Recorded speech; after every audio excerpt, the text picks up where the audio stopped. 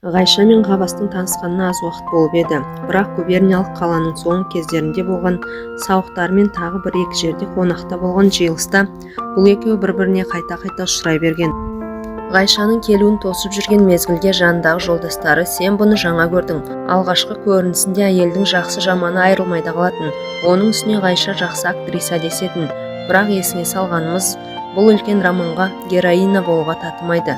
Одан бергіңді қазақтың баласысың ғой, өзің де білерсің" дескен. Жастар жақындасып келіп амандасып енді жүруге айналғанда, бесеуі бірдей қатар жүру қалың кісі келе жатқан Аллея ыңғайсыз икемсіз болды. "Бақшаға кештетіп келдіңіз, әлде бұрынғы келулер жалықтырған ба? Екі ойлы болып барып келгеннен амансыз ба?" деді. Ғайша кесекте даусымен күле сөйлеп: "Жоқ, мені бақшаның жалтырататын орны жоқ. Өйткені осы бақшаға менен сирек келетін адам жоқ" деді. "Олай болса кешірек келуіңіздің себебі не? Әлде кеш барсақ та құр қалмаспыз дедіңіз бе?" Ғайша бұл сөзге майысыңқырап күліп: "Рас, бақшаның қызу кезі осы уақытта басталады. Оның үстіне қазақ табиғатының өзі осы сияқты үнемі шу мен дырдуды сүйе бермейді ғой. Қызық шығар деп келсең, жалықтырып жіберетін де уақыты болады. Сондықтан кісі үнемі асығып жүрмейтін болыпты." Ғайша қазақ табиғатын сөз қылғанда артындағы екі қазақ жігіті Мәдинаның көзінше еш нәрсені ашып айта алмай, бір-біріне қарап көзбен табысты.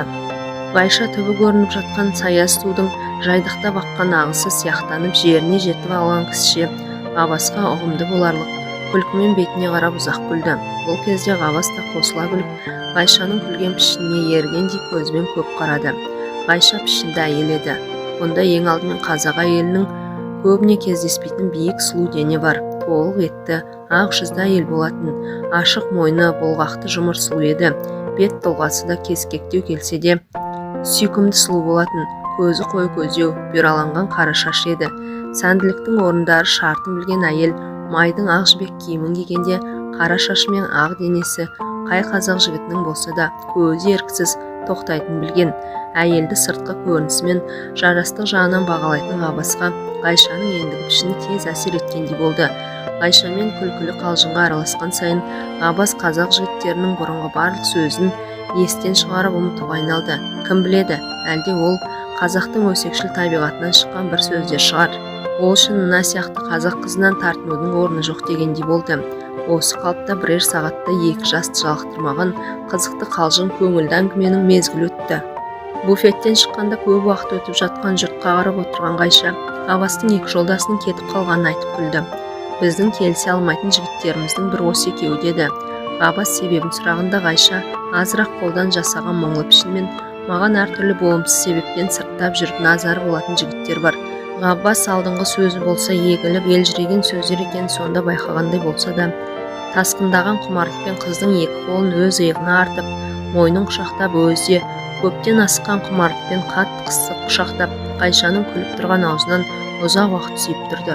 Бұлар көпке шейін тілге келмей, құмартып қызған денемен ыстық демалыс, асау ашық сезіммен көп сүйісті. Жастар бойын буған құмарлықтың толқынынан босағанда түн ортасынан ауып қалып еді. Сол көлеңкелі күңгірт Аллеяда әлі де шыққан жоқ. Музыка Ғаббас жеңген майданды құттықтағандай болып құмарлық күйін ойнап жатты. Бұлар бұрынғы перделеп бүркеп сөйлейтін сөздің бәрін енді атын атап ашық сөйлеседі. Ендігі сыбырдың ішінде құшақтасып, иықтарымен сүйенісіп келе жатып, бір кезде өмірдің қызық шағы махаббат күн шуағын сөз қылды. Кейде сүйіскен өмір тіршіліктің барлық мағынасы деген сөз болды. Ғайша көпті көрсе, Ғаббастың да бұл алғаш көрген әйел емес. Талай мен талай түрде кездессе де көпшіліктен осы сөз естіген, бірақ олардың көбі Ғайшадан епті, орынды қылып айтқан емес. Ғайша әншейінде көп әйелде айтса, Ғаббас та дағдылы бір жауапты бере салар еді. Бұл Ғайшадан тілегі бітіп, құмарына қанып болғандықтан емес, Ғайшаны шындап байқап ойланып көріп, сәл баға берсек болған мақсатынан туып еді. Ғайша есті сөз, сұлу пішін, сезімді сұлу дене, ыстық құшақ, ұзақ сүйісімен Ғаббастың бұрынғы жеңіл бағалайтын әйелдерінен көп артық, көп маңызды сияқтанып еді. Бұлардың әңгімесі алғашқы сүйіс уақытынан бастап бір уақыт қызулы сабыр күйінен солғындырған жоқ еді. Кейде бірін-бірі тартқан сезім бұлардың әңгімесін үзіп кетеді. Арада 5 күн өтті. Бақшада болған күннен соң 3 күнде Ғаббас Ғайшаның пәтеріне айтқан уақытынан қалмай келіп тұрған. Ол соңғы келгенде ертең тағы келмек болып кетіп еді, бірақ ол күні келген жоқ. Кеше болмаса бүгін келуіне қисын деді. Айша кеш болуға айналғаннан бері қарай өз бөлмесінде жақсы көрген жігітін күтіп отырды. Бүгін де бұрынғы келетін мезгілінен өтіп барады. Кеш батқанына бірталай болды. Жақсы жиылған кішкене үйдің іші қараңғыланып келеді. Шам жағатын мезгілде әлдеқашан болып еді. Бірақ Айша енді жиылған төсектің үстіне қоңыр тартқан бейуақытта мұңлы оймен сарылған кісідей болып ғабасты күтіп жатты. Кішкене сүйкімді бөлме, қыздың төсегі, ала көлеңке кеш, сүйгенін күтіп, сарылғандықтан жастығын құшақтап жатқан қыз, жұмсақ ақ дене, толқынды қара шаш мынау. Осының бәрі рас болса, жас жігіт қайтып қана кешігеді. Таныс болғаны анада ғана. Неге ол тынымсыз келіп мазасын кетірмейді? Әлде бұл суынған жансыз ба? Әлде бұл да қызыл гүлді жұлып алғанша ғана қызығын алған соң бір иіскеп тастай ма? Әттең қазақтың салқын көңілді суық жігіт-ай, жүрегінде от сезімнің лапылы жоқ. Бәрі де жанға сөйлекет тиетін тарамсау, болсаң еттің басқалардай. Айшаның көз алдынан ұзынды қысқалы денелермен 9 жігіттің суреті елестеп өтті. Бұл ұзын сан еді. Бұлардың ішінде естен қалмастай қымбаттар да бар. Басында Айшаға 2-3-дің суреті таласа келді. Өткен күннің елесі қазіргі көңілін әбден жеңіп болмаған жас әйел қайсысына тоқтарын анықтап, таңдай алмай тұрғанда олардың бәрін кейін шегергендей болып бір салқын ой келді. Ол ой әлде сол күнә сұмдығынан ба? Солар үшін бұл күйге ұшырадым ғой. Әйтпесе қазақтың талай қара қызы тегін тауып кетіп жатыр. Мен әрі оқығанмын, әрі бәрінен артықпын. Неге әлі күнге күйеуім жоқ?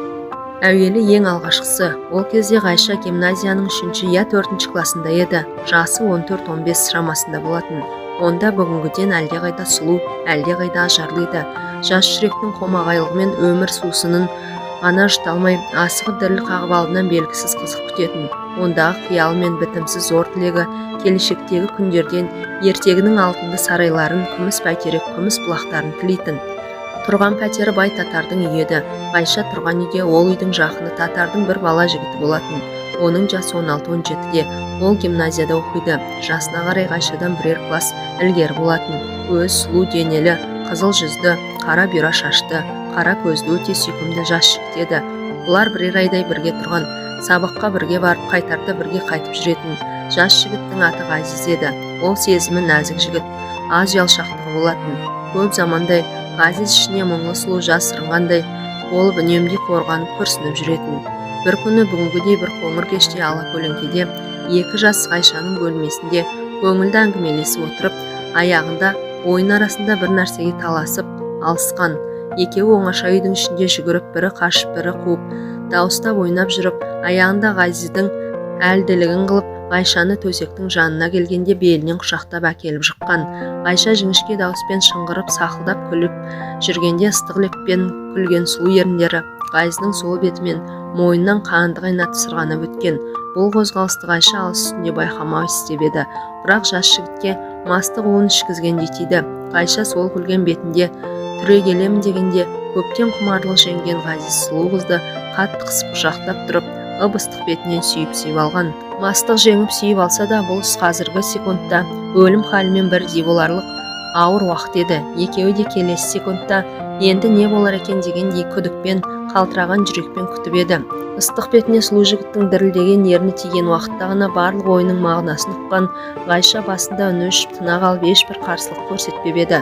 Сонымен бір сәтте Ғазизді мойнынан қатты құшақтап қысып, бұл күнге шейін күнәлі болып көрмеген екі таза еріндерін асығып келіп табыстыруға Айшаның өзі басшы болып еді. Көлеңкелі қоңыр кеште ұзақ сүйіс, оттай ыстық демалыс, үнді өшіріп бойды ұйтқан, құйындай құтырған жастық, жалындаған ыстық құшақ, үзіліп қана шығатын бір ауыз жарым болса да көп мағыналы сөздер, ыстықтадым, ауыртып сүйесін, деп күрсінген сияқты қысқа белгілер, бас осы еді.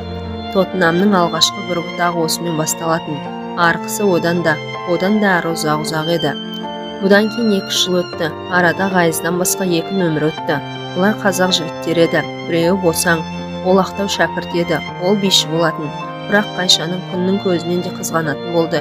Өзінде өткір қылық аз болса да, сүйісуі мен құмарлығы тым мол болып, таусылмайтын ұзақ ертек тәрізденіп шалықтырып еді. Екінші қызметте жүрген кексе тартып қалған, жақсы киініп, жақсы майланатын, қулығы орамы мол күлдірлеу жігіт еді. Оның алдауы мен шырғасы көбейе берді. Сондықтан Ғайша одан да жалықты. Бұл екі жігіттің алғашқысын Ғайша дертті қылып тастап еді. Соңғы айырылғанына қиналмаған сияқтанды.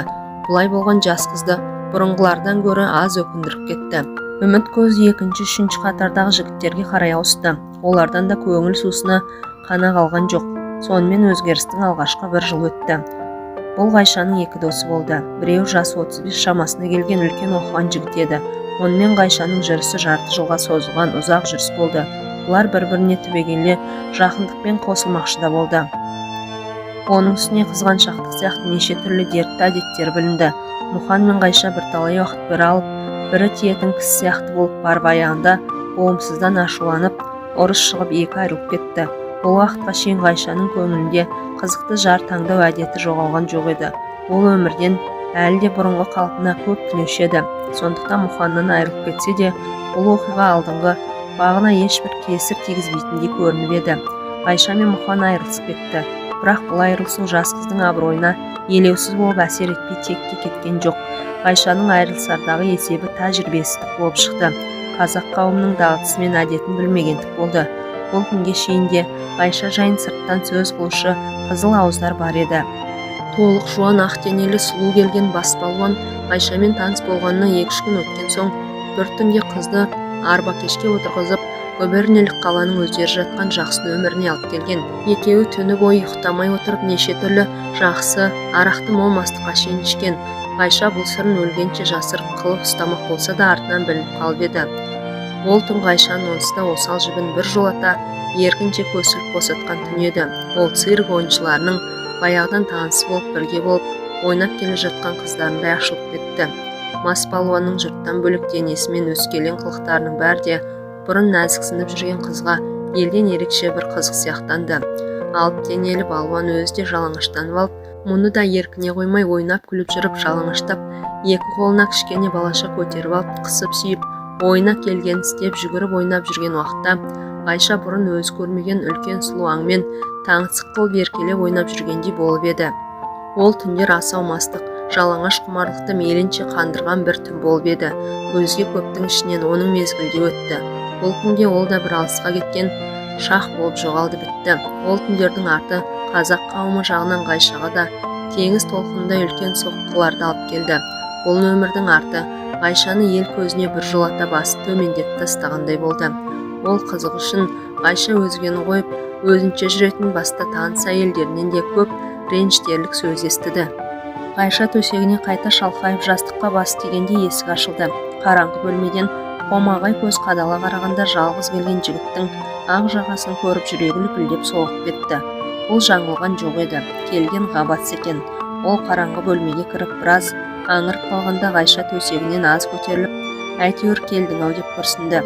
Ғаббас Ғайшаның барына қуанғандай болып, Ғайшамысың, барсың ба деп есікке қайта айналып бөгеліп, Ғайша, есік жабуға рұқсат па деді. Қыз бұл сөздің артындағы бар мағынаны ұғып, намыстанып күйгендей болып, неге, не себепті деді. Жігіт сасқан жоқ, салмақпен, екеуміз бірдей бармыз, бізге үшінші кісінің керегі жоқ, сондықтан жауап қоймасам деп жауап күтіп тұрды. Бұл сөздің ішінде шынымен күйгеннің де назының да белгісі бар еді. Бірақ Ғаббас Ғайшаның басына сенген көңілмен жауап бермей-ақ есіктің шапқасын іліп алып Ғайшаның қасына келді. Келген жерден Ғайшаға тұрма жат деп қойып, өзі сыртқы киімін тастап бірге жатып қалды. Әртүрлі қысқа сөз болып, құмартқан құшақ, ыстық демалыстың ішінде бірталай уақыт өткен соң келесі әңгіме басталды. Бұл әңгімеге келгенде Ғайшаның даусы да өзгеріп, сөйлер сөзі де шын сияқтанып көбейіп кетіп еді. Сол Ғаббастан көптен күткен жауабын тіледі. Кешегі жазылған хат, оның алдында әлденеше рет айтылған сөз, бос айта салмаған нәрсе емес. Сондықтан әр нәрсеге алаңдап, мына сөздің желісін бұза берген Ғаббасқа ол қадала сөйлеп, неге байладың, маған не айтасың деген сұрақты ашық қойды. Ғаббас басын қасыды. Сорына келгенде ол бұл әңгімені ойланам десе де, әлі тіпті де ойланған жоқ еді. Ол тегінде алу-алмау әңгімесін ойламақшы да емес еді. Ғайшаға не жауап беріп, осы хал соза тұру керек. Қадалғыш қызды не дәлелмен бөгей тұруға болар еді. Оны да ойлаған жоқ еді. Сонда да қарманып көріп, бұрыннан қиналып жүрген кісіше күрсініп алып, Ғайшажан, мен осы сауалға жауап беруге тіпті әлсізбін. Әлсіздігім сенің басыңды біле алмай, екі ойлы болуда емес, өз өмірімнің бір шешілмеген түйін болғандықтан. өзіңе белгілі менің қырдан алған қатыным бар. Мен оны әлі тастаған жоқпын деп жүдеги қайғылы пішінмен бірталай өзінше дәмді себептерді айтып шықты. Бұның да айтқан сөзі ұзақ еді. Бірақ Ғайшаға бұл сөздің шын емес екендігі белгілі болатын. Өйткені Ғаббас осы жолы қазақ қатынын тастап келді деген хабарды да астыртын естіп еді. Сондықтан Ғайша жігіт жауабына қанағаттанған жоқ. Ғаббас қатынындай қатын шын көңіл болса бұларға бөгет болмайтындығын айтып келіп, аяғында маған бүгінгі күн байлаулы жауабыңды бер. Бөгет қатынында десең, тіпті одан айырылған күнде мендікпін десең тоқтаймын деді. Бұл сөздер бұрыннан Ғайшадан шет жағалап көрініп жүрген сөлекет мінездің анық бетін ашты. Ғаббасты Ғайшадан алыстатып суықтатқандай болды. Сондықтан ол бекінген пішінмен сені аламын деген уәдені бүгін бере алмаймын деді. Бұл сөзді естіген жерде Ғайша алданып қор болған, жаңа естіген таза елдей болып, Ғаббастан құшағын алып жүрегі үзілгендей өксіп-өксіп жылап жіберді. Ғаббасқа бұл жылау ыңғайсыз тиіп еді. Басында тоқтатам деп айтқан сөзінің әсері болмады. Ғайша бір ауыз сөз айтуға шамасы келмей, іші бауыры езілгендей болып, өксіп-өксіп жылап жатты. Ғаббас басқасының бабын таба алмай, Ғайшаны құшақтап бетінен сүймек болып келді де, оқыстан бір ой келіп жылап жатқан қыздың беті мен екі көзін сипады. Ғайша бұл қылыққа ашуланғандай болып, Ғаббастың қолын тартып тастады. Бірақ өртенгендей болып егіліп жылап жатқан қыздың көзінде бір тамшы жас жоқ екен. Ғаббас қолын тартып алып теріс айнала берді. «Ду, сарамас, көзінде бір тамшы жас жоқ қой» деді. Ғайшаның өзі болып, жаман ұсталған жер осы еді. Ол дауысы қолдан жасағандай өзгертіп, «Мен жылағанда көзімнен жас шықпайтын әдетім» деді. Ғаббас тұрып киініп жатып, «Рас айтасың, қайғың үлкен болғасын сөйтесің ғой» деді. Бұдан әрі екеуінде де сөз болған жоқ. Жас жігіт киініп болған соң қош деп шығып кетті. Не дерін білмей төсегіне жабысып тас болып қатқан қалпында Ғайша қала берді. Ғаббастың бүгінгі мінездері Ғайшаны әбден торықтырды. Енді Ғаббастың қайта айналып келуі екіталай. Жас жігіт есікті жауып шығып кетіп бара жатқан уақытта Ғайша ішінен ақырғы рет «Сенен де айырылдым ба? Қош» дегендей болып қала берді. Бұл ақырғы үміті болатын. Ең соңғы сенген адам осы еді. Ғаббас бір жолата Ғайшаны көрмей кетпес-ау. Шынымен ақ барлық қызық күткен өмір осындай дал болып қаңғып қалуымен өткені ме? Өмір бойы кімге кездессе де ылғи тарқап кеткен базардың соңына ілінумен өткені ме? Өмір базарында Ғайшаның сыбағасы ылғи ақырғы перденің қайғылы халдің ойыншысы болып өту ме?